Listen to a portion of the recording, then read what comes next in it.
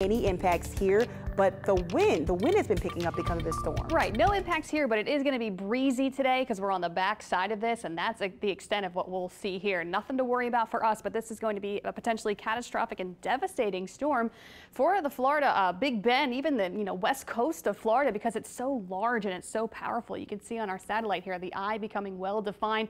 Category 2 strength now, winds at 105 miles per hour. It's still expected to strengthen to a major hurricane, Category 3.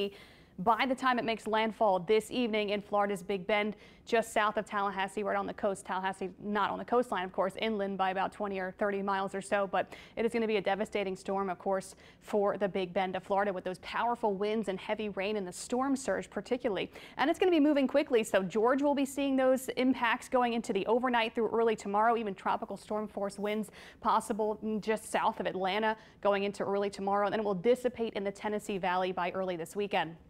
Again, tropical storm warnings in effect for almost the entire state of Florida.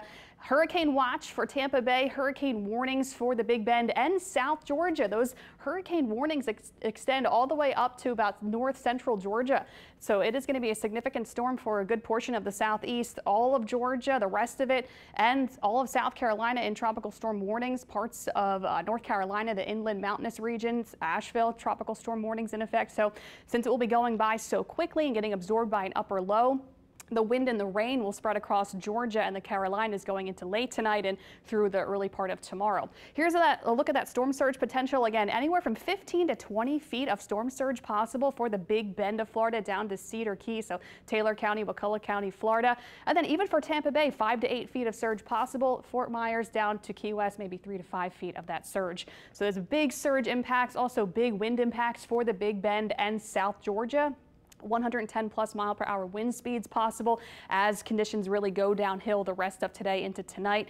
And then again, those strong winds extending into Georgia along I-75, anywhere from 75 to 110 mile per hour winds possible late tonight through early Friday for Georgia, and then even into Atlanta, seeing those gusty winds and heavy rain. Really, the flooding rain is going to be concentrated not only for the Big Bend and South Georgia, but even parts of the Tennessee Valley. So the southern Appalachians, the mountainous regions, can be dealing with quite a bit of flooding, especially, considering the higher terrain, maybe some landslides, some mudslides because of all of the copious amount of rain expected from Helene as it darts inland. They could see maybe up to 8 to 12 inches plus of rain in the Tennessee Valley, the mountainous parts of North Carolina and Tennessee.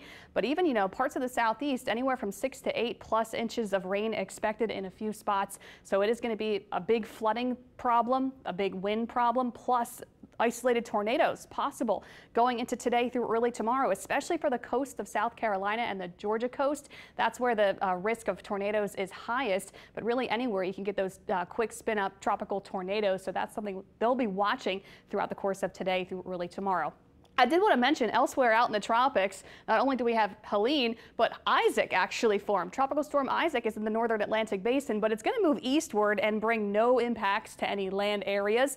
One more area of investigation out in the main development region. This looks like it will be staying out in the open Atlantic as well. As for us, no worries when it comes to this. It will get absorbed by that upper low and then push off to the east. We'll just see a reinforcing shot of dry air. With the dry air is here today for us. There's no rain to worry about. We've got lower humidity on the way. You can see that sharp cutoff with that dry air. Here are the wind speeds now in our area. It is breezy at this point. We're seeing gusts up to 25, maybe 30 miles per hour. That'll be the trend throughout the afternoon. So we have a breezy, nice rest of the day on the way. Lots of sunshine.